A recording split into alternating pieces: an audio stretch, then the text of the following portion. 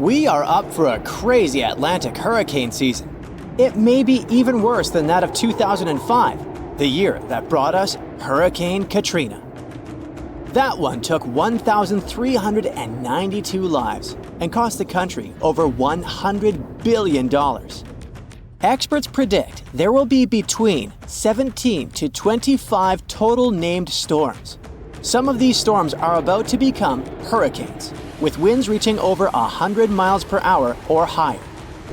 We're already seeing storms sweep across the country, bringing dangers like tornadoes, flooding, and hail. You gotta thank the El Niño Southern Oscillation, or ENSO, for this.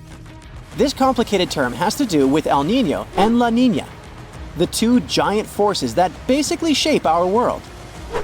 Normally, winds in the Pacific Ocean blow west along the equator, moving warm water from South America towards Asia.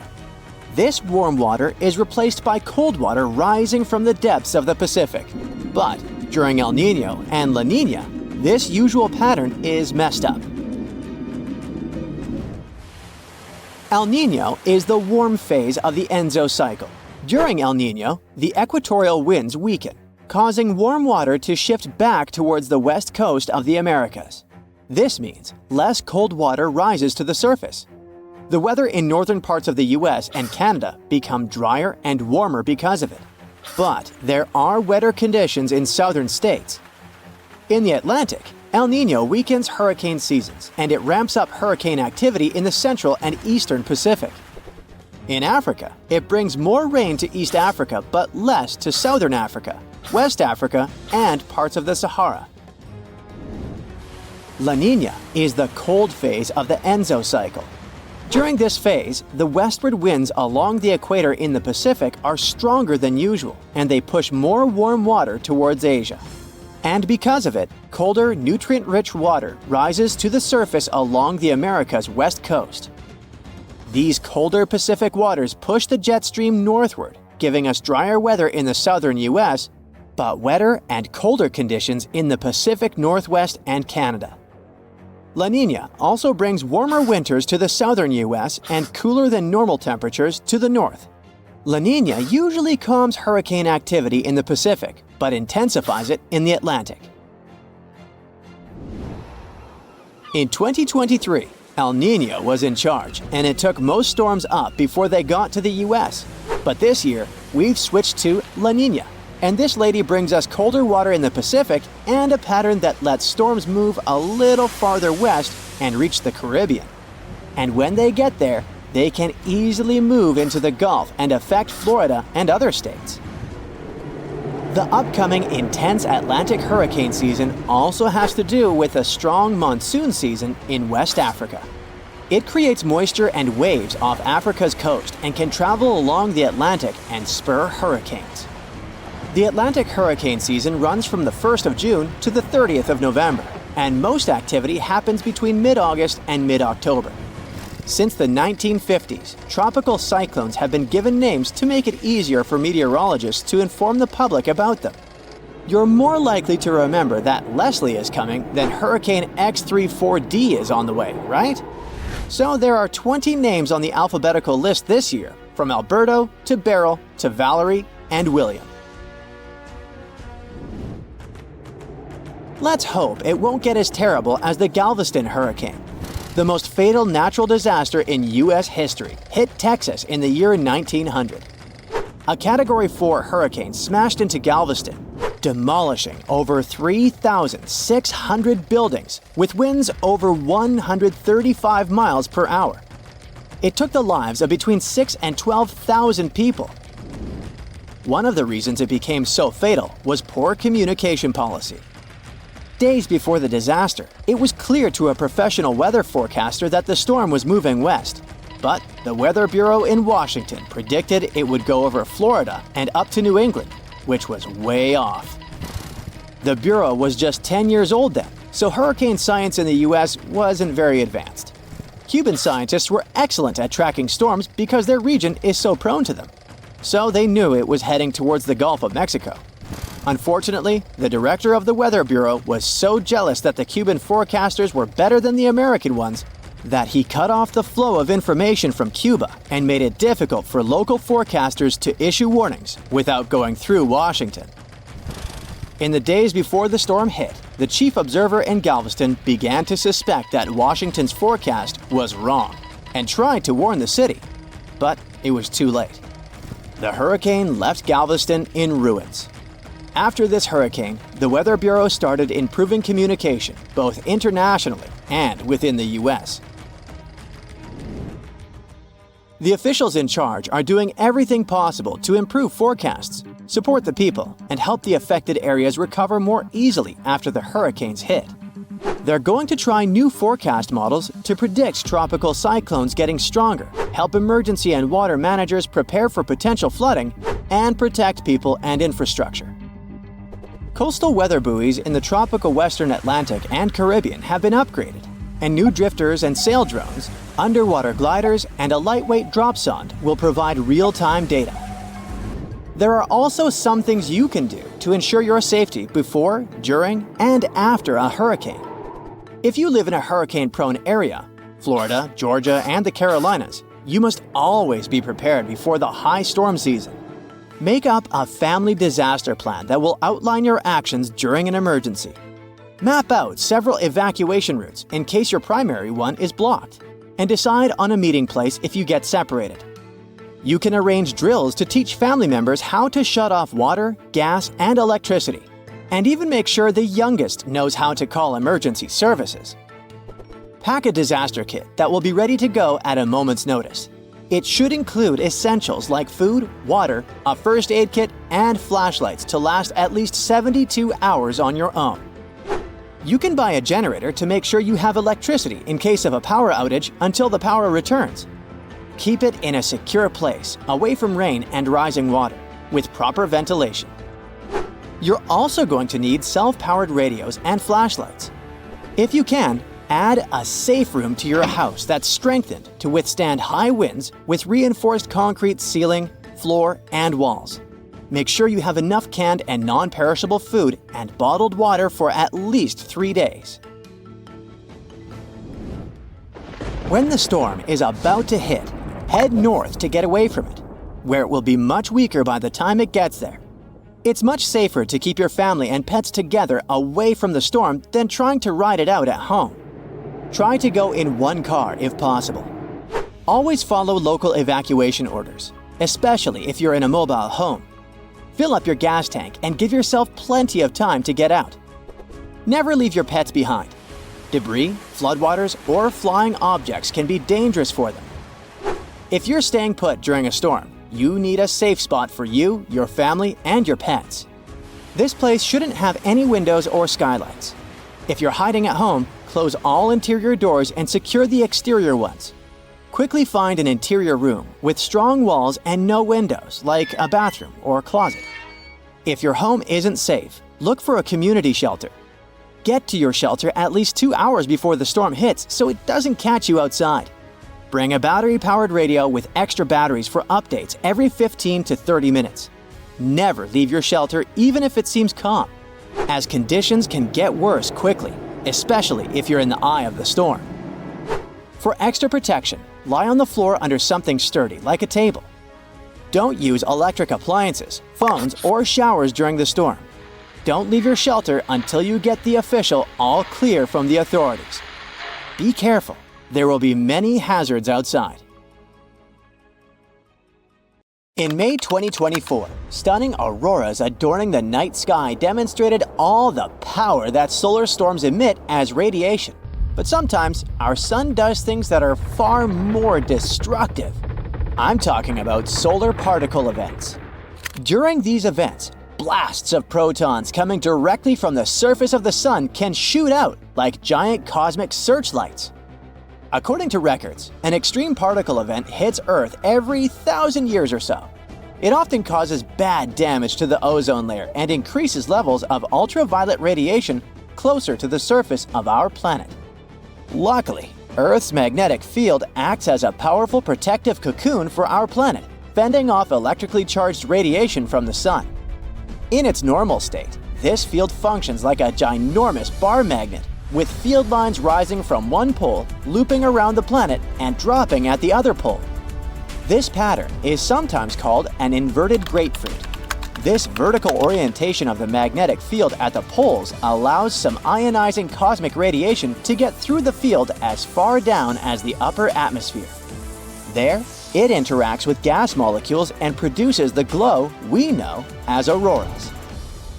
But over time, Earth's protective bubble changes. In the past century, the North Magnetic Pole moved across northern Canada at a speed of about 25 miles per year. Plus, it weakened by more than 6%. Even more shockingly, according to geological records, there have been periods of time as long as centuries and millennia when our planet's magnetic field was super weak or entirely absent. But we'll talk about those tragic times later. It's easy to imagine what our planet would look like without its protective bubble if you look at Mars. The red planet lost its global magnetic field long ago. And once this field disappeared, most of Mars's atmosphere vanished too. In May 2024, a strong solar particle event hit the planet. It disrupted the operation of the Mars Odyssey spacecraft and made radiation levels at the surface of the red planet rise around 30 times higher than what a person receives during a chest X-ray. The Sun's outer atmosphere constantly emits a changing stream of electrons and protons, the solar wind. At the same time, the surface of the star also produces bursts of energy, mostly protons, during solar particle events. These bursts of energy have a connection to solar flares, extremely powerful bursts of electromagnetic radiation that can last from minutes to hours. Protons are way heavier than electrons and carry more energy. That's why they can reach lower levels of Earth's atmosphere, exciting gas molecules in the air. These excited molecules emit X-rays invisible to the unaided eye. Dozens and hundreds of relatively weak solar particle events happen during every solar cycle. Now, let's speak about solar cycles for a minute. You see, from a distance, the Sun seems to be calm and steady, but if you zoom in, you'll see that its surface is constantly seething and churning. It keeps transforming from a uniform ocean of fire to a chaos of warped plasma and back again in a repeating cycle. Every 11 years or so, the magnetic field of our star gets tangled up. Imagine a ball of tightly wound rubber bands. That's what it looks like at such moments. And then, at one point, it snaps and flips completely, turning the North Pole into the South Pole, and vice versa. Right before this event, the Sun steps up its activity. It starts to spit out giant blobs of fiery plasma, emit powerful streams of radiation, and grow planet-sized spots. This period has the name of solar maximum. It's a rather dangerous time for Earth, since it gets regularly hit by solar storms. Such storms have the potential to disrupt communications and damage power infrastructure. Even worse, solar storms can harm astronauts working in space and even make satellites crash into the planet. As the cycle ends, it fades back to the solar minimum, and then a new cycle begins. Anyway, back to our solar particle events. Researchers have found traces of extremely strong solar events happening throughout the history of Earth. And some of them were thousands of times stronger than anything our modern instruments have ever recorded. Such extreme solar particle events happen approximately every few millennia. The most recent one occurred around 993 CE. Beyond the immediate effect they have, solar particle events can kickstart a chain of chemical reactions in the upper atmosphere. And these processes often lead to depletion of ozone, which isn't a good thing. Ozone absorbs harmful solar UV radiation, which can damage not only our eyesight, but also the DNA of living beings. Plus, changing the amounts of ozone in the atmosphere can impact the climate. In a recent study, researchers used large computer models to examine how extreme solar particle events affect Earth. They found out that if a solar proton event arrives during a period of time when our planet's magnetic field is very weak, then ozone damage can last for 6 years. and the level of UV radiation might increase by 25%, boosting solar-induced DNA damage by around 50%. And apparently, this dramatic combination of a weak magnetic field and extreme solar proton events happens quite often. And some researchers believe that it may even explain a few mysterious occurrences in the past of our planet. For example, the most recent period of weak magnetic field started 42,000 years ago and lasted for around 1,000 years. This period included a temporary switch in the North and South poles. Several major evolutionary events happened during that time. For example, the last Neanderthals disappeared in Europe, along with the extinction of marsupial megafauna in Australia. Yeah, sadly, we won't see any giant wombats and giant kangaroos anymore. One more, even bigger evolutionary event might also be linked to Earth's geomagnetic field. Multicellular animals appeared at the end of the Ediacaran period, which started around 635 million years ago, and it occurred after a 26 million year period of extremely weak or even absent magnetic field. The rapid evolution of different groups of animals in the Cambrian explosion, about 539 million years ago, might have also been related to high UV levels and geomagnetism. The simultaneous evolution of hard body shells and eyes in multiple unrelated groups could have been necessary to detect and avoid harmful incoming UV rays. A complete reversal of Earth's geomagnetic poles might have a serious impact on the climate of our planet. Luckily, such flips don't happen overnight. The entire process stretches over thousands of years. Plus, even though the magnetic pole weakens during a pole reversal, it doesn't disappear completely. That's why the magnetosphere continues protecting the planet from cosmic rays and charged solar particles, even though there might be some amount of particulate radiation that will make it to Earth's surface. Our planet's magnetic fields are generated by moving electric charges. If some material allows these charges to easily move in it, it's called a conductor. Metal is a great conductor, and we often use it to transfer electric currents from one place to another. In this case, the electric current's negative charge, called electrons, move through the metal. The current is what generates a magnetic field. Earth's outer core is made of liquid iron and nickel. In other words, there are layers and layers of conducting material inside our planet. Currents of charges are constantly moving throughout the core, and the liquid metal is also moving and circulating there, generating the magnetic field.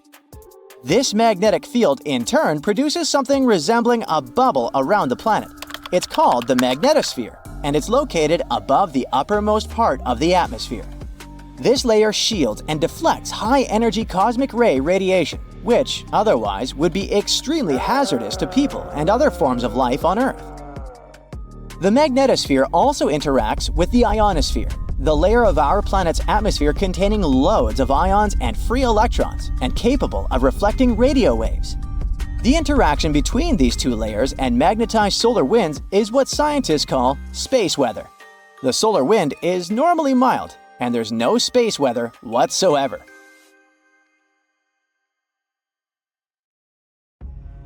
It's 9:59 a.m. when a man is jolted awake in his bed by a powerful, mysterious force. While he's trying to figure out what's going on, a giant 100-foot-tall column of water is already surging toward his hometown. In 20 minutes, most of his friends and family members will lose their lives when a sky-high wall of water sweeps away buildings, trees, and cars. And it can happen to you at any given time. It's the day after Christmas in 2004. Thousands of tourists from Europe and America are enjoying tropical beaches in Thailand, Sri Lanka, and Indonesia when a powerful undersea earthquake strikes off the western coast of northern Sumatra, Indonesia. It's a 9.3 magnitude earthquake, the most powerful ever recorded in Asia. It triggers one of the largest tsunamis in history, the Boxing Day tsunami, which will take the lives of 230,000 people within a few hours. The city of Banda Aceh in Sumatra, Indonesia, home to 260,000 people, is the closest to the earthquake's epicenter. In less than half an hour after the quake, huge 10-story tall waves crash into the city. More than 60,000 people lose their lives immediately. The destruction is so severe that almost no one in its path survives. Next, the tsunami hits Thailand. The waves, rushing at a mind-boggling 500 miles per hour across the Indian Ocean, reached the shores of Phang Nang and Phuket about 90 minutes later. Despite such a significant time gap, both locals and tourists are caught totally off guard. Many beachgoers even walk out onto the beach, curious about the strangely receding sea, only to be overtaken by a towering wall of water. Nearly 5,400 people, including 2,000 foreign tourists, won't survive that day in Thailand. An hour after Thailand, the tsunami hits southeastern India near Chennai. Debris-filled waves push miles inland, taking the lives of more than 10,000 people. Sri Lanka faces even worse devastation. The island will lose over 30,000 people, and hundreds of thousands will become homeless. The tsunami's incredible strength is evident even far away. 8 hours later, it claims its last victims in South Africa, 5,000 miles from the quake's epicenter. There, rogue waves catch swimmers off guard. Researchers from NOAA's Center for Tsunami Research explain that the destruction was due to the sheer power of the earthquake. It originated from a megathrust fault. That's where heavy ocean plates dive beneath lighter continental plates. These faults are the largest in the world and lie underwater. The 2004 earthquake ruptured a 900-mile stretch of the Indian and Australian plates, 31 miles beneath the seafloor.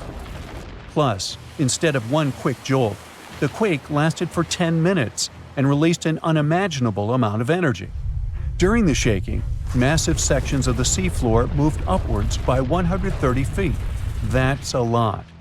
Such a sudden movement set colossal waves rippling across the ocean. Imagine it like dropping a massive pebble into the water. The thing is, tsunami waves aren't like those surfing waves you may imagine. No, they look like a fast-moving whitewater river that floods everything in its way. If you get caught in those raging waters, it's almost impossible to survive. If the powerful currents don't pull you under, floating debris will. That's the reason why, during earthquakes, there are usually many injuries and fewer lives lost. With tsunamis, it's the opposite. There's way fewer injuries than fatalities because it's too hard to survive. Catastrophic tsunamis like the one in 2004 are rare. That's why India and Sri Lanka had no record of such disasters. This lack of experience, combined with the absence of warning systems, made the consequences of the disaster even more tragic. People didn't feel the earthquake because they were far from the epicenter. And with no natural warning signs, no official alerts, and no history of tsunamis, the waves that hit crowded coastlines had devastating effects. By the way, the Pacific Ocean, the largest ocean on Earth, is where most earthquakes and tsunamis occur. Locally damaging tsunamis strike somewhere in this ocean about once every 1 to 2 years. 76% of the recorded fatal tsunamis happened in the Pacific. And 99% of tsunami casualties are caused by local or regional tsunamis, which occur more often and hit quickly. But then a question arises: could a tsunami as devastating as the Boxing Day one happen again? Unfortunately, the answer isn't very straightforward. A warning system has indeed been established in the Indian Ocean. Its goal is to alert coastal nations of potential tsunamis. But human behavior is still a critical challenge. This became clear during a real-life test in 2012. That's when many residents of Banda Aceh, Indonesia, simply ignored evacuation towers after a tsunami warning. People never seem to learn, huh? The Indian Ocean Warning Network uses undersea pressure sensors placed near tectonic plate fault lines. These sensors detect any changes and transmit data to surface buoys, which then send it via satellite to control centers on land. Authorities analyze the information and decide whether to issue warnings and evacuate at-risk areas. Aceh, located on one of the world's most active fault lines, implemented additional safeguards. They installed sirens in coastal cities, and people get alerts on their cell phones. Plus, there are evacuation towers, reinforced concrete structures capable of holding 500 people. They are special safe zones. Authorities did test how well prepared people were. In 2009, 18 Indian Ocean countries participated in an evacuation drill, simulating a large earthquake. Thousands of coastal communities took part in this drill, and officials concluded that the exercise had been a success. Fast forward to the system's first real test in April 2012. An 8.6 magnitude undersea earthquake west of Aceh triggered tsunami warnings. And even though there were no significant waves, the whole situation revealed critical flaws. Many residents ignored evacuation towers, choosing instead to flee by car or motorbike. This led to citywide traffic jams, with people getting stranded in areas vulnerable to a potential tsunami. It was chaos. Some residents even went back to the beach to look for the signs of a tsunami, which is a life-threatening mistake. So apparently, there is still a lot of work to do when it comes to tsunami survival. But what you need to know by heart is the signs of an impending tsunami. First of all, it's severe ground shaking. Strong earthquakes near coastal areas can generate tsunamis. If you notice that water on the beach starts to recede at an alarming rate, exposing the ocean floor, reefs, and stranded fish, run. Then there might be unusual ocean sounds. Keep in mind that a loud roaring noise, resembling a train or jet engine, may accompany an approaching tsunami. If you notice any of these warning signs, do not wait for official evacuation orders.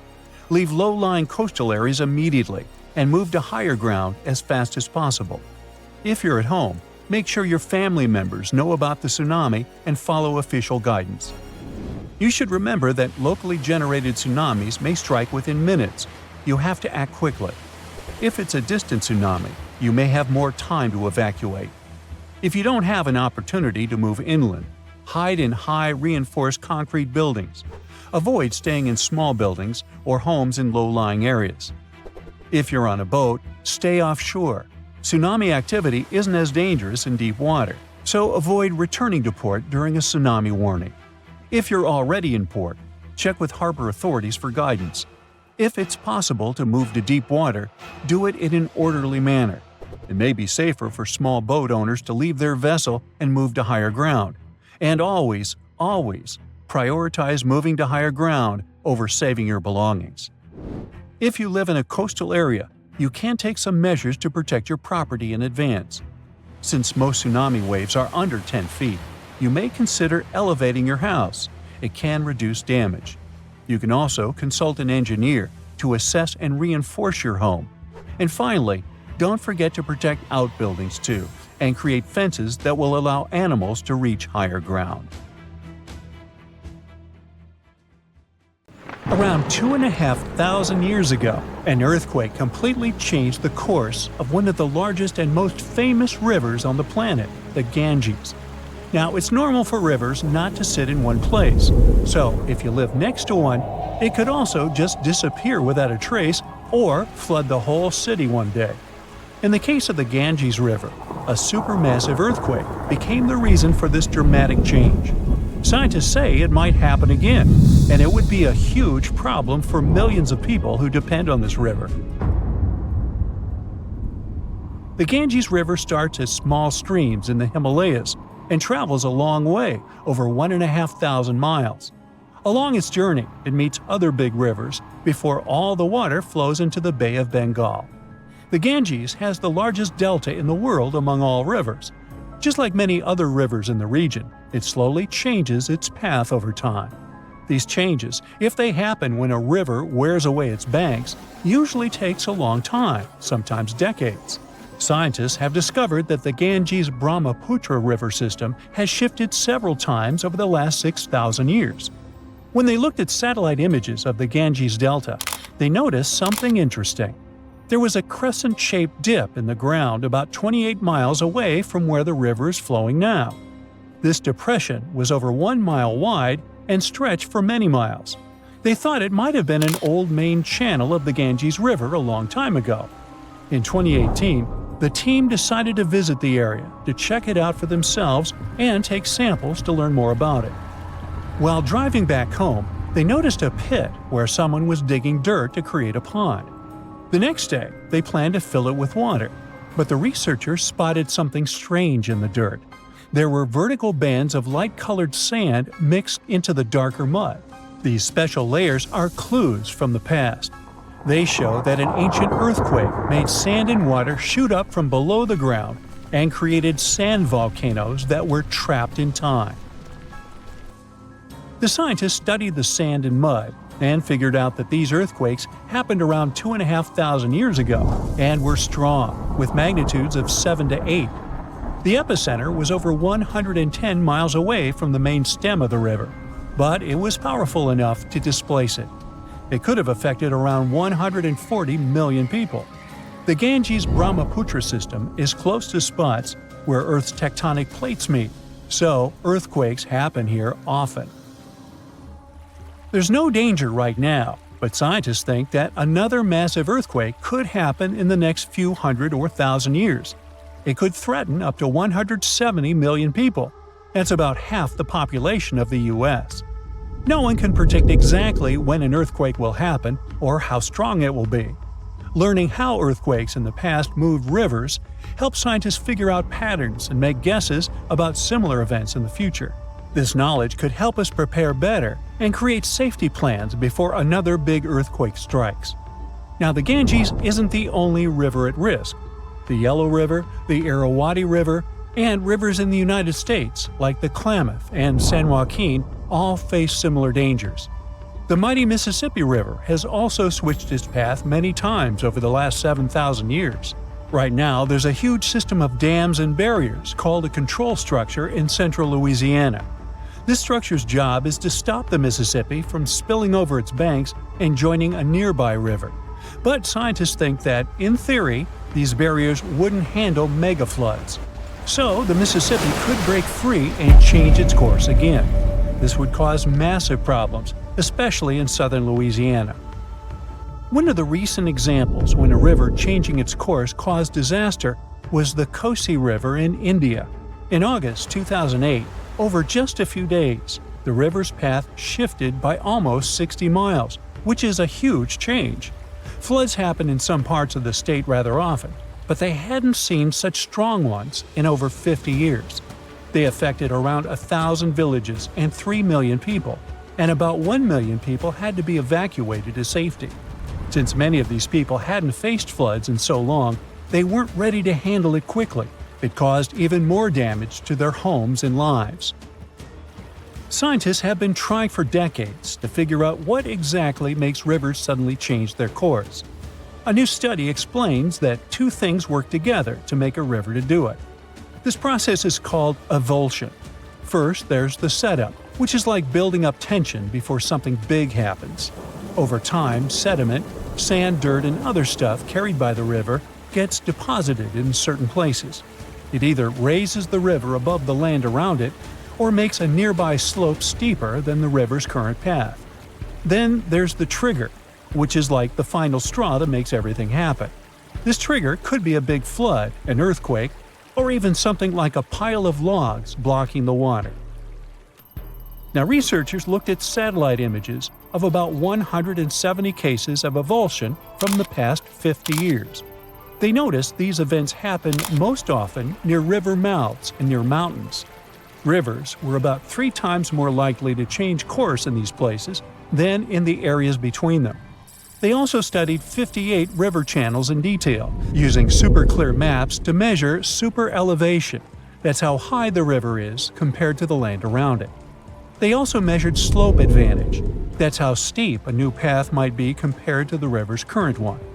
They found that near mountains, rivers often pile up so much sediment that they become super elevated and spill over. But near river mouths, like in deltas, rivers need a steep slope advantage to break through the mud and form a new path. These two factors work together like a seesaw. If one is stronger, the other doesn't need to be as strong for an avulsion to happen. To figure out where a river might go if it changes course, the researchers created a smart computer algorithm. This tool uses maps to measure the terrain's steepness and the river's flow to predict where the river might move. They tested it on 10 past avulsions, and it correctly guessed the path every single time. Scientists hope they could use these findings to protect people living near rivers from sudden floods. Rivers changing course played a big role in creating one of the first organized administration systems in the world. Scientists found clues for this in the territory of ancient Mesopotamia. This name means the land between two rivers, and it was between the rivers Tigris and the Euphrates. People living there relied on these rivers for water, food, and transportation. Scientists wanted to figure out how these sudden changes in these rivers affected ancient people. To do this, they used two kinds of maps. The archaeological maps show how ancient cities grew over time, including what types of buildings people built. Certain buildings, like big palaces or city walls, could show when each city first had an organized administration. The second kind of map showed where the Tigris and Euphrates rivers flowed long ago. They often shifted, sometimes slowly, and sometimes very quickly and dramatically. Around the year 5000 BCE, Mesopotamia started to become drier and farming became harder. Farmers had to grow their crops near rivers, where they could use the natural floods to water their fields or dig little channels to bring river water to their plants. Because farming was so important, towns and cities grew near the rivers too, so people could stay close to their food. But when a river suddenly changed its course, people didn't give up. They worked together to dig long canals to bring water from the new river path back to their fields. The canals helped them get water again, and the administration buildings showed they were organizing as a community to solve big problems together. The snowpack over your head splits in two right in front of your eyes and starts tumbling down in the frozen slope to its resting place far, far below. Anything in its way is crushed under the immense mass of snow and debris. You're witnessing an avalanche, one of the most dangerous natural disasters. But what if I tell you about another kind of avalanche, no less blood-chilling than the mountain one? And the most bizarre thing about it is that it occurs underwater.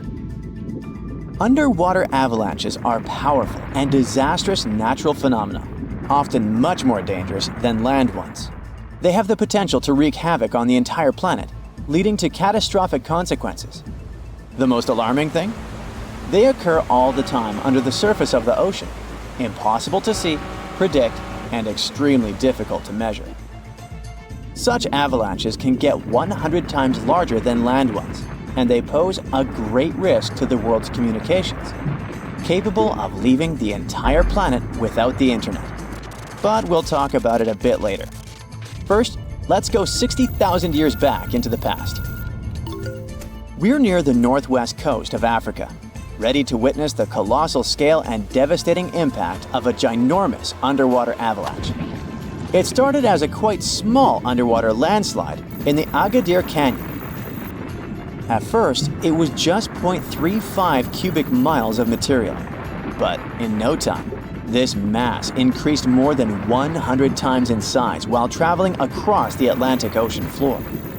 As the avalanche sped up and grew, it picked up gravel, sand, rocks, and mud. It carved a devastating path through one of the world's largest submarine canyons, wiping out all forms of animal and plant life on its way. The disastrous flow was so powerful that it literally eroded a 250-mile stretch of the canyon, cutting hundreds of feet into its sides and damaging a total area of 1,740 square miles. That's the area of more than 3.5 New York cities. As for the force of the flow, it was so immense that it propelled massive boulders up the canyon walls to heights of up to 430 feet. Before scientists discovered the evidence of this catastrophic event, they had seriously underestimated the scale of destruction caused by submarine avalanches. By the way, these devastating catastrophes can start not only far away in the ocean, but also at estuaries. Let's go back to 14 January 2020 and see for ourselves. A turbidity current, a rapid, downhill flow of water containing a lot of sediment, rushed more than 680 miles from the Congo River estuary in the deep sea. This current appeared due to two factors: terrible flooding along the Congo River in late December 2019 and unusually large spring tides. This resulted in an avalanche of sand and mud. Its volume was equivalent to 1/3 of all the sediment produced annually by all the rivers in the world. This sediment avalanche accelerated, increasing in speed from 17 feet per second in the upper part of the Congo Canyon to 26 feet per second when it reached the end of the channel, almost 700 miles away from the coastline. This route made it the longest avalanche of sediment ever measured on our planet. 2 days later, the flow reached the deep ocean. The avalanche broke 2 seabed telecommunication cables, cutting internet data speeds all the way across West, Central, and South Africa. Now, before this disaster, scientists considered that measuring powerful deep-sea avalanches was impractical. But the sediment flow in the Congo Canyon could be monitored directly, finally allowing researchers to assess how major river floods connected to the deep sea. They also concluded that how often underwater avalanches occurred depended on where the observer was. Seafloor canyons that are close to river mouths can experience several tiny avalanches per year. Other systems, far from river discharges like the Agadir Canyon, can only have one monster of an avalanche every 10,000 years or so. You're likely wondering, what can trigger an avalanche under the surface of the ocean? Well, earthquakes, typhoons, high tides, river floods, and even volcanic eruptions. And due to our changing climate, such events become more and more frequent and intense. At the same time, these triggers don't mean that an avalanche is bound to happen, nor do they relate to the scale of the event. See for yourself. In 1755, a powerful earthquake hit the coast of Portugal, wiping out large parts of Lisbon. Tens of thousands of people lost their lives during that disaster, but it only triggered a tiny underwater avalanche. And in 1929, a large earthquake off the coast of Newfoundland, Canada, triggered the largest underwater avalanche ever recorded. The flow traveled at a speed of 42 miles per hour, carrying boulders, sand, and mud. It snapped 11 seabed cables on its journey downhill. The avalanche was so powerful, it produced a tsunami that claimed the lives of 28 people along the coastline. Now, submarine avalanches are totally invisible because they happen deep under the ocean surface, which makes them extremely hard to study. But we must find a way because these flows are super important. They transport sediments, nutrients, and even pollutants across the ocean floor. So, a research team from Liverpool decided to unravel this mystery. Over the last 40 years, they've collected more than 300 samples from the ocean floor. Combined with seismic and bathymetric data, which is a fancy word for ocean mapping, they managed to reconstruct a massive submarine avalanche. It was the first time an underwater avalanche of this size was mapped out. An even cooler thing, the event itself started off pretty modestly, but it quickly evolved into a colossal avalanche that grew to more than 650 feet tall. To put that into perspective, imagine a skyscraper-sized avalanche zooming from Liverpool to London, cutting a trench 100 feet deep and 9 miles wide. Then it spread out over an area bigger than the UK, covering it with several feet of sand and mud. That's like burying a whole country. These findings are actually a big deal because they show that even a small underwater landslide can turn into something massive and super destructive. But that's not the worst. Think about undersea internet cables, which are essential for global communication. There are more than 550 active seafloor cables around the world. Their combined length is a whopping 870,000 miles. That's enough to wrap around our planet 35 times. When a submarine avalanche breaks seafloor cables, the effects are usually super expensive and devastating. For example, in 2006, an earthquake in Taiwan triggered underwater avalanches that cut loads of seafloor cables connecting Southeast Asia with the rest of the world.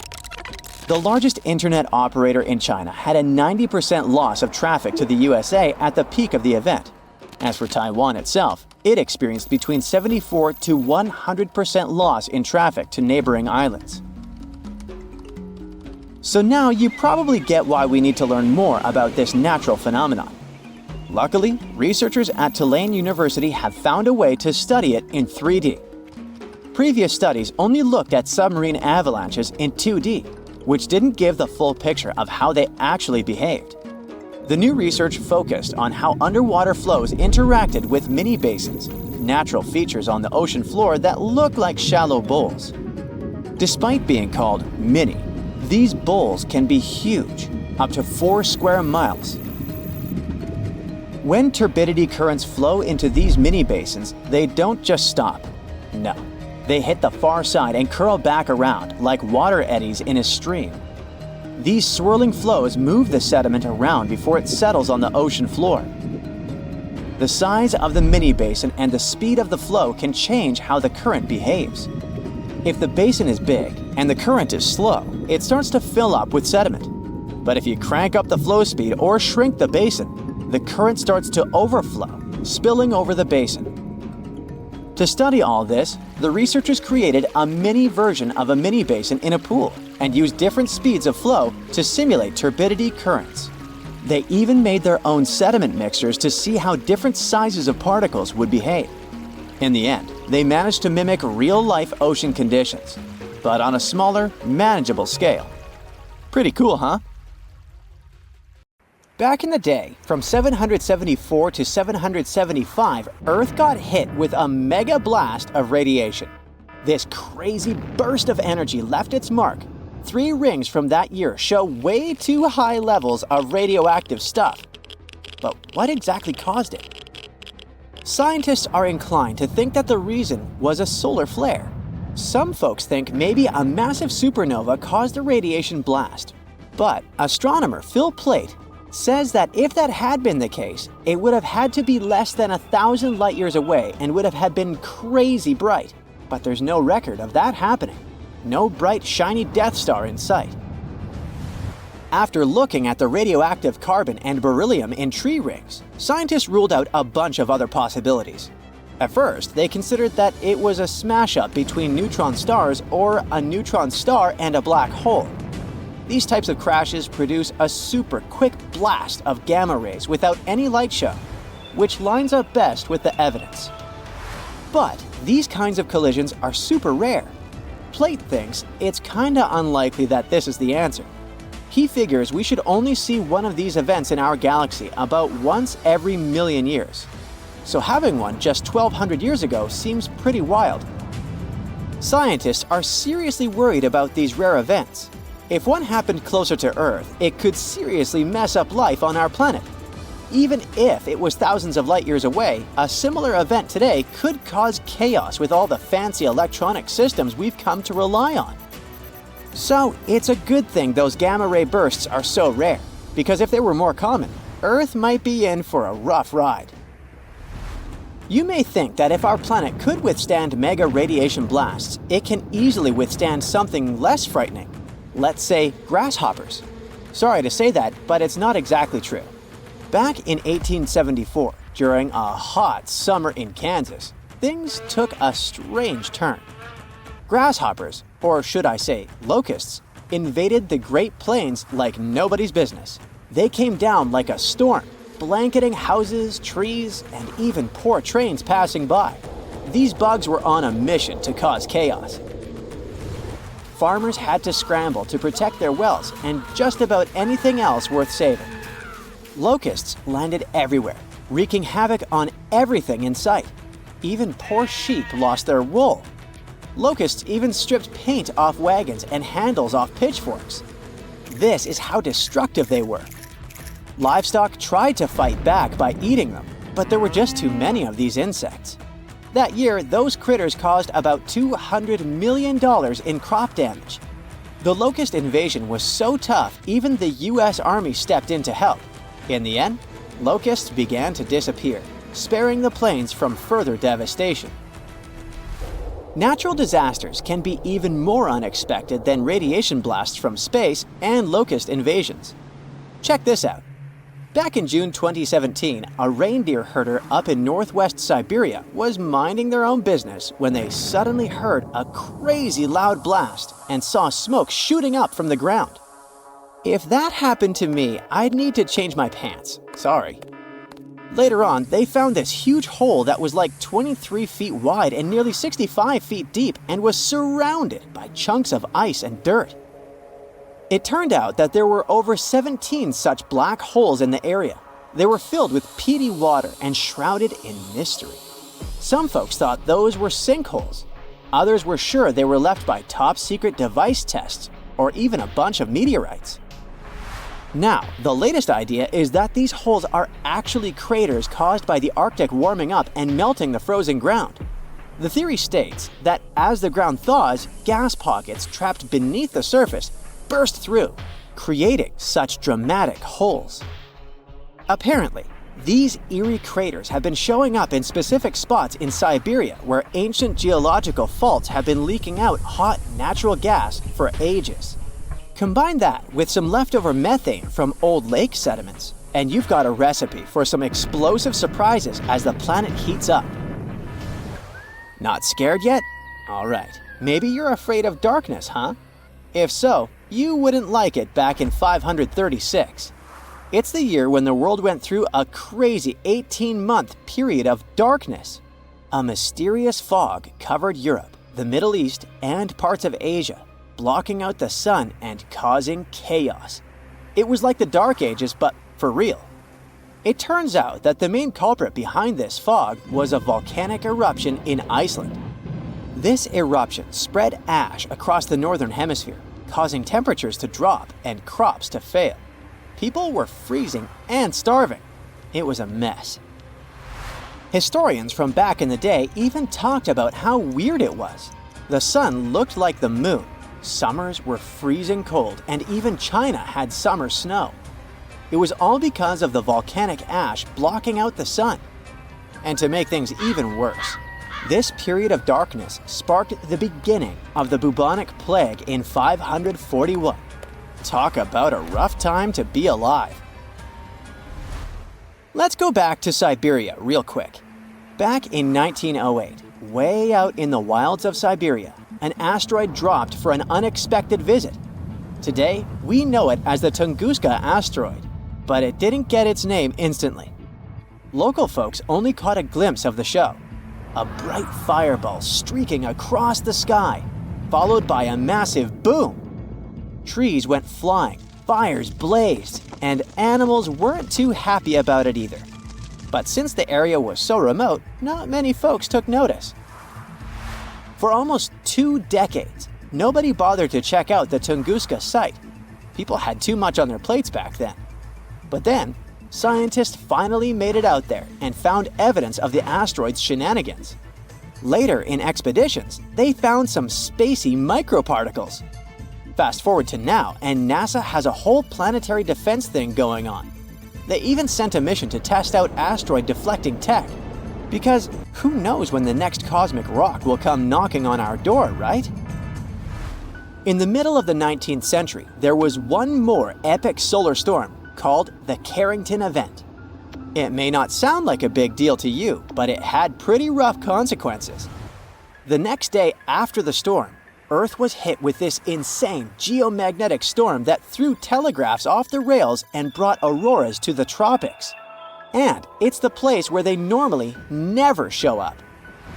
Turns out, all this space weather madness started with weird stuff happening on the sun's surface, like sunspots.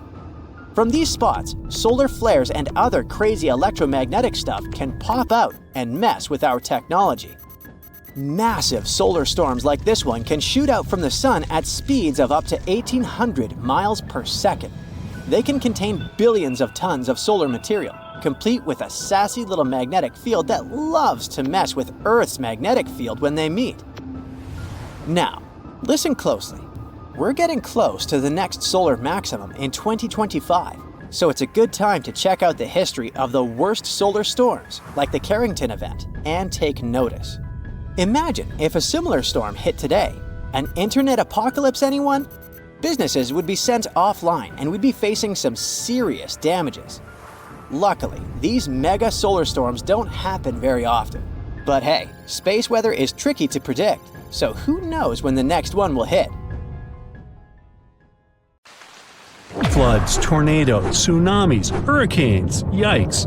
All these natural disasters can get extremely dangerous, but we're kind of familiar with them. But how about a natural disaster that has never happened before, but could occur any moment now? It might be a super eruption. That's what happens when a supervolcano erupts. You might know that Yellowstone Park is located on top of a supervolcano. The last massive eruption there happened about 664,000 years ago, and the one before that, approximately 1.3 million years ago.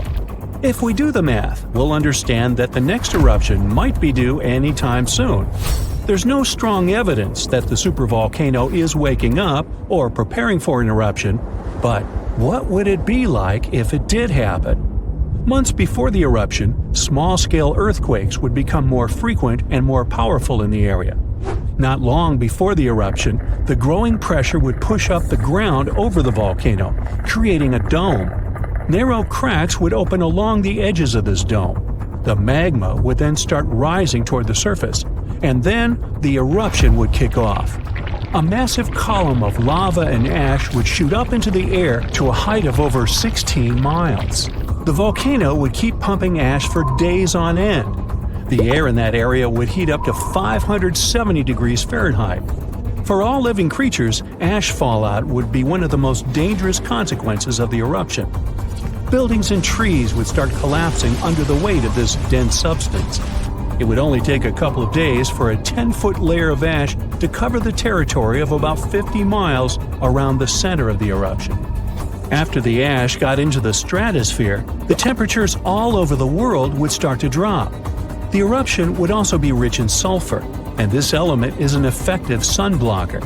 That's why it would soon get so cold that there would be no summer in the whole world for the next several years. The monsoon seasons would change. It would be hard for animals to find food and clean water. Well now, how about a gamma ray burst? You don't stumble across this kind of radiation in your everyday life. A gamma ray burst occurs when two neutron stars collide. The collapse of a massive star can produce it too. Gamma rays could present a serious danger to Earth. If a gamma ray burst happened close to our home planet, it could rip our ozone layer away. After that, we would be left unprotected from the sun's ultraviolet radiation. Plus, gamma rays could also produce ground ozone. This kind of ozone could seep into the ocean since it's water-soluble, and that would lead to a mass extinction of marine life. Plants wouldn't survive this disaster either. Now, come to think of it, giant sinkholes could swallow entire communities. One of such sinkholes opened up in the city of New York. It pulled a parked van into the earth. That happened in the summer of 2022. And it wasn't the only sinkhole to appear in that area. Local inhabitants reported about 4,000 sinkholes all over the city. This kind of problem is also very common in Florida, and it's much more serious than it may sound.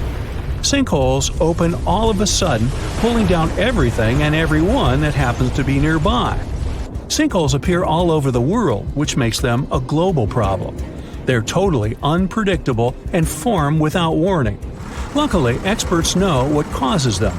In some areas, there are vast areas of groundwater. But during droughts, this water dries up. This creates large empty caverns, and after heavy rains, the surface over such a cavern can collapse, creating a sinkhole within minutes. Now, what if we came across a wandering black hole? You might know that a black hole is a region in space where gravity is so powerful that not even light can escape its clutches. Luckily, the nearest one to us is 1,500 light-years away. Nothing to worry about, right? Until you find out about wandering black holes. Now, things get definitely way creepier. If such a black hole entered the solar system, Earth would be doomed. We wouldn't stand a chance against this space monster. In 2012, 13 wandering black holes were spotted not so far away from our planet. But worry not. Not far away, in space terms, means around 1 billion light-years away. So we've got some time left. Plus, the possibility of such a disaster is very, very low. Another natural disaster we haven't experienced yet is a mega flood. It's never happened before, but the changes in climate do make for a risky potential. It could start, let's say, in California. This state experienced some really bad flooding in the past. One of such floods stretched up to 60 miles across and 300 miles long. If a similar disaster happened these days, it would cause $1 trillion worth of damage. It would also uproot millions of people. Now let's talk about a hypercane. Judging from the name, this natural disaster might get extreme.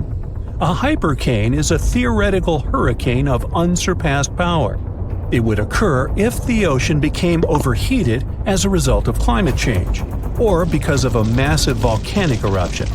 In any case, these conditions could create a hurricane that would stretch way beyond the lower stratosphere. And as you may guess, regular hurricanes don't do that. The hypercane speed would reach 500 miles per hour. The pressure inside would be low enough not to let the hypercane to wear out as quickly as other hurricanes. The hypercane could last for weeks on end. But the worst thing? It could damage or even destroy part of Earth's ozone layer, and the hole could be the size of the entire North American continent. Now, this disaster did happen before. About 66 million years ago. I bet you know what I'm hinting at. Yep, that very meteor that supposedly wiped out dinosaurs off the face of the Earth. This 7-mile-wide space visitor was traveling at 67,000 miles per hour. As a result of the collision, 75% of all life on the planet disappeared, and winter reigned on Earth for 18 months. Want to know a secret? Meteors strike Earth all the time. Even more of them barely miss our planet. But it's also very hard to predict meteor strikes. Scientists miss a lot of them until they just nearly miss us. That's why experts are working on an early warning system that could prevent disasters. It could make meteor impacts less catastrophic, or at least allow people time to evacuate. It could also be our very own sun that would be responsible for another natural disaster. I'm talking about a massive solar flare. On the scale of damage to society, few catastrophes can compare to this event. It wouldn't destroy buildings like a tsunami or an earthquake. Neither would it end lives in the same way a supervolcano or meteor would. But it would cripple our entire way of life by destroying the whole electronic infrastructure of Earth. The cost of this disaster would reach trillions of dollars.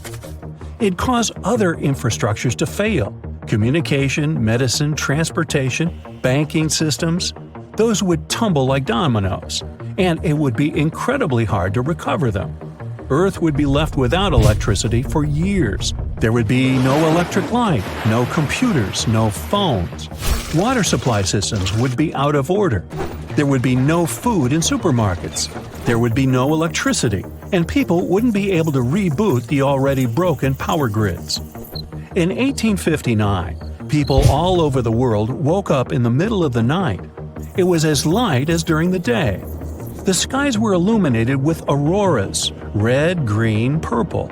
They appeared even in the regions where no one had seen them before, like the Bahamas, Jamaica, or Hawaii. Telegraphs got electrically charged, even though they were disconnected. In many areas, fires started. That was when technology barely existed. But imagine the avalanche of problems a solar flare could cause today. Rocks rolling down the slopes of a rumbling volcano, pushing other bigger rocks on their way, and eventually tumbling down into the ocean in a humongous cascade, causing a wave the height of which the world's never seen before. This is what might happen if the Helena slump of the Hawaiian Big Island falls off into the water. The Kilauea volcano is far from dormant. The latest eruption occurred in 2018. Its eruptions are usually accompanied by earthquakes of different magnitudes, and with each quake, the magma rocks on the slopes of the volcano shift down. These rock formations are called slumps, and the Helena slump is the most notorious of them all. In 1868, the shift of this slump caused a tidal wave rising as tall as 60 feet. But what's most troubling is that some 110,000 years ago, A landslide here led to one of the most powerful earthquakes ever, which in turn led to a mega tsunami of over 1,000 feet in height.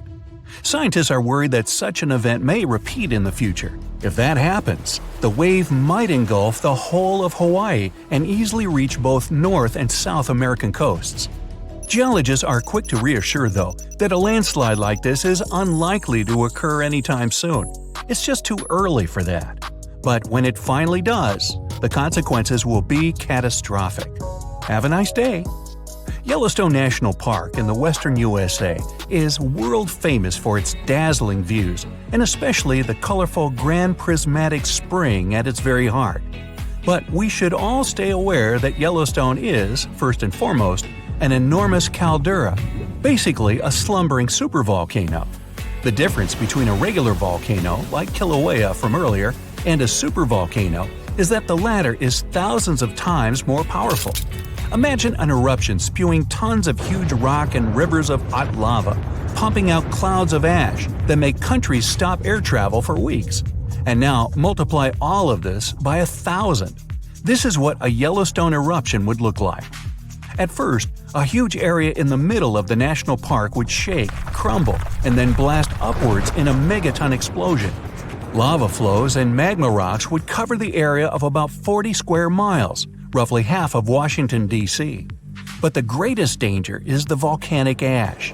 The ashen plume would rise miles above and get carried by the wind in every direction. Since the eruption would be far from ordinary, the spread and damage would also be much greater than usual. The ash is thick and heavy, so it would cover a vast area in a blanket, destroying crops and even buildings. Worse still, it would spread in the air and block out the sun, leading to a drastic drop in temperature and an artificial winter. Even regular volcanoes can lower temperatures worldwide by a few degrees. A supervolcano may potentially cause a new ice age. Luckily, the chances of Yellowstone supervolcano erupting in the near future, or at all, are extremely low. There have been only 3 of those in the history of Earth, and there's no evidence such a disaster should repeat. Scientists estimate the probability at 0.00014%, which is lower than the chances of an asteroid wiping us all out. Speaking of which, if dinosaurs could talk, and were at least still alive for that matter, they'd tell you that asteroid threat is as real as it gets. Scientists at NASA say they've tracked 90% of all near-Earth asteroids of significant size, and none of them are a matter of any concern. But there are still the other 10% in the great unknown. What's more, asteroids can change their line of flight because of the pull of other celestial bodies and eventually turn our way. Lucky us! Now, if an asteroid big enough, like a mile across, hits the Earth, it will first cause an explosion powerful enough to erase a dozen big cities in a matter of seconds. Then the impact will raise a cloud of dust and debris that will block out the sun, just like the ash cloud from a volcano, and cause a centuries-long winter on the whole planet. But even if it falls into the ocean, which is more likely, a resulting wave will rise several miles high, washing coastal cities off the face of the planet. But at least there won't be a new ice age. Although scientists are pretty sure there's no such threat in the near future, it can't be ruled out completely, and humanity needs at least 5 years to prepare for this event. If a big near-Earth asteroid suddenly changes its course and turns right toward our planet, we won't stand a chance against it. Disaster movie, anyone? A much more probable calamity, though, rests right beneath our feet. It's the San Andreas Fault in California. The fault has been ready for rupture for years now, and scientists estimate that an earthquake along this line is likely to occur in the next 3 decades. And when it happens, it won't be nice. They expect a magnitude of 8.0, which is comparable to some of the most devastating quakes in history. It's all the more dangerous since California is home to some of the most populated cities in the western U.S., including Los Angeles and San Francisco. High-rise buildings are common there, and they're particularly vulnerable against underground shakes.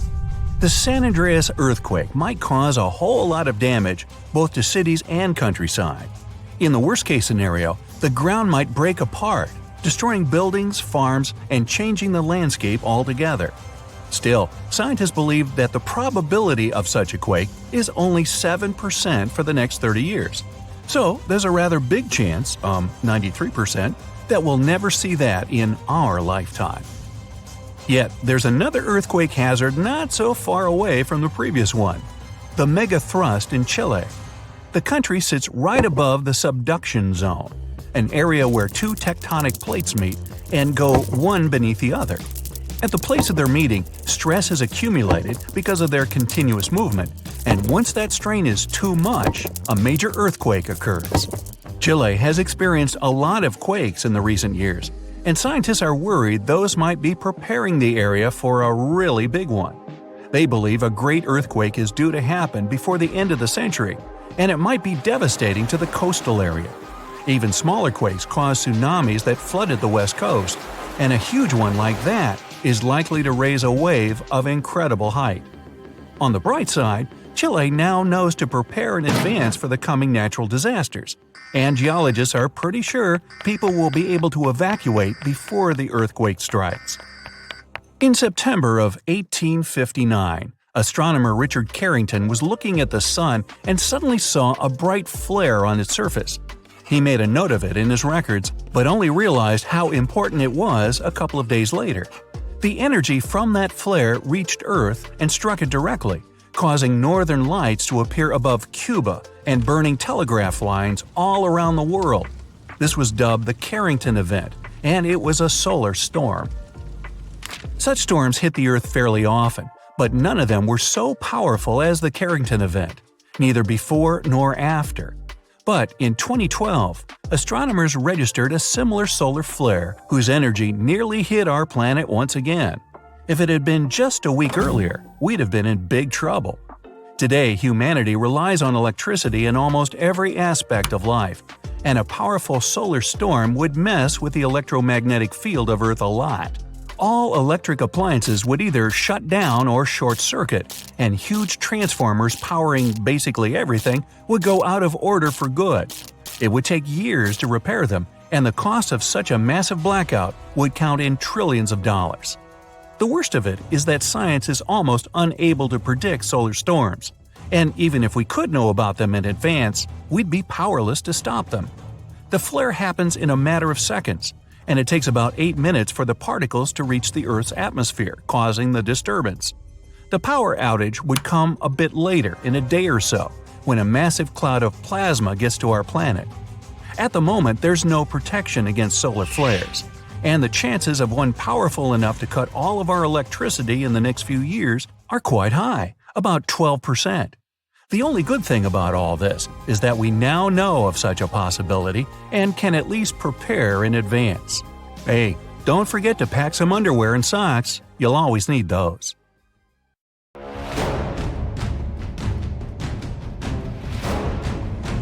The Boxing Day Tsunami, Indonesia. An undersea earthquake starts in the morning. Its tremors cause a series of tsunami waves. The largest reaches the height of the Arc de Triomphe in Paris. Unzen volcano mega tsunami. A powerful volcanic eruption triggers a landslide from a 4,000-year-old lava dome. It sweeps through the city of Shimabara and reaches the sea, setting off a mega tsunami. The Vajont Dam mega tsunami, Italy. A landslide drags 9 billion cubic feet of forest, soil, and rock into the lake. A dark wall of water covers the sky over a tiny village at the bottom of the Vajont Dam. Then, with a deafening roar, the wave overtops the edge of the dam, taking out everything in its path. Mount St. Helens mega tsunami, USA.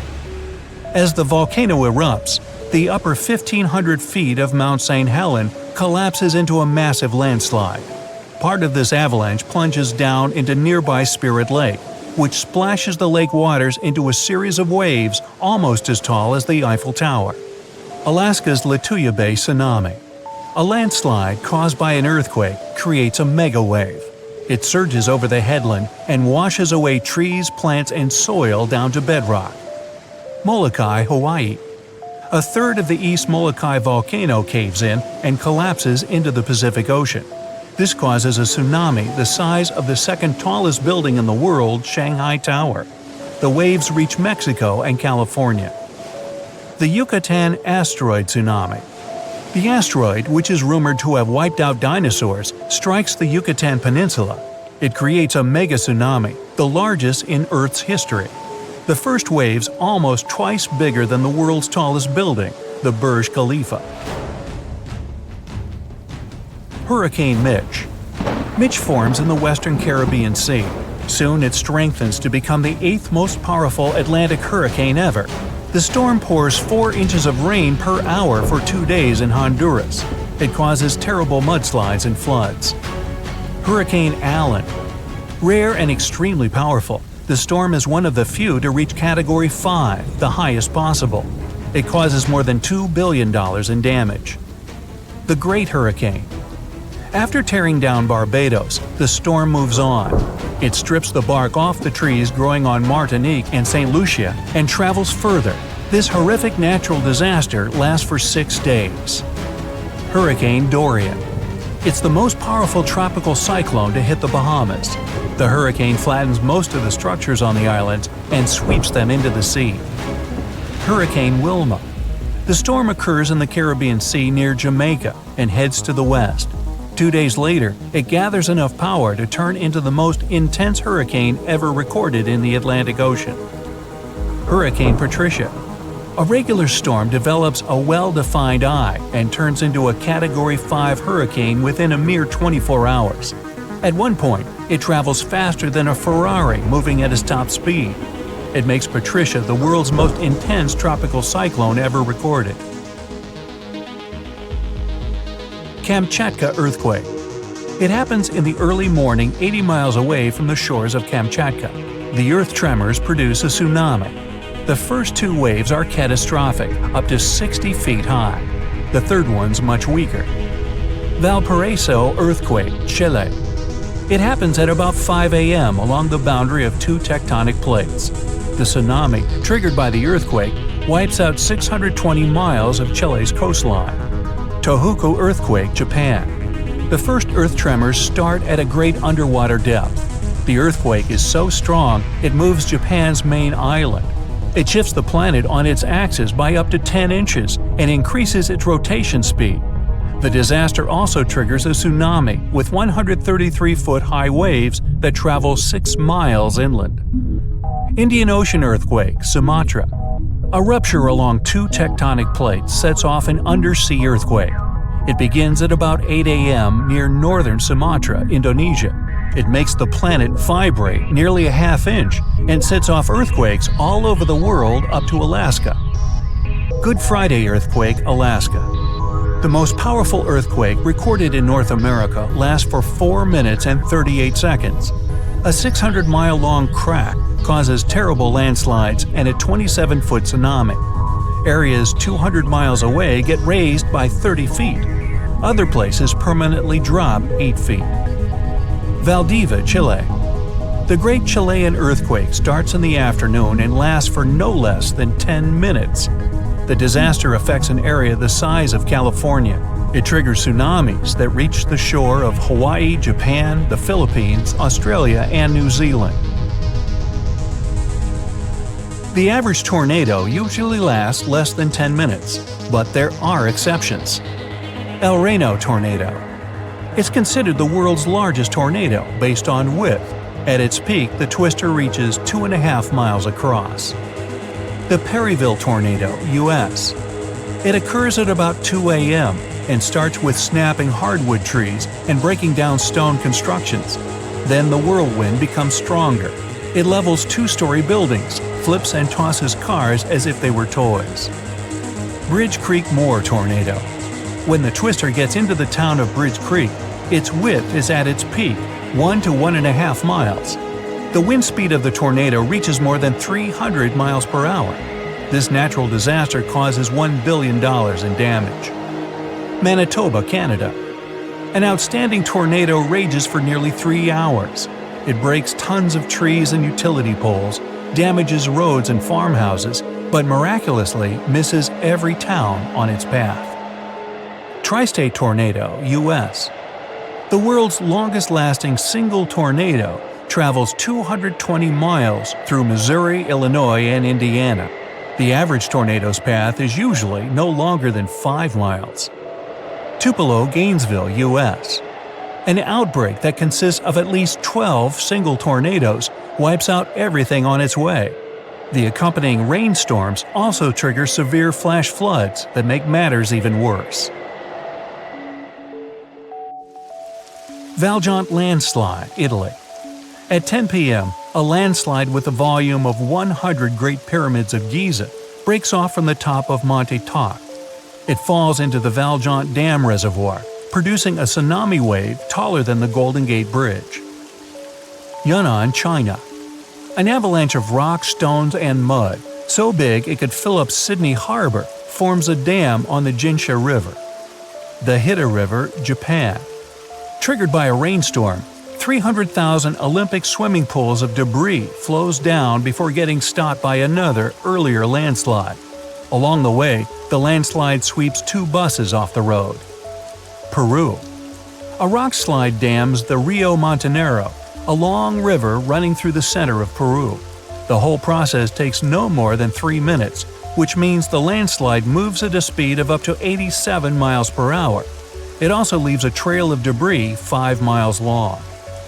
The Usoy Dam, Tajikistan.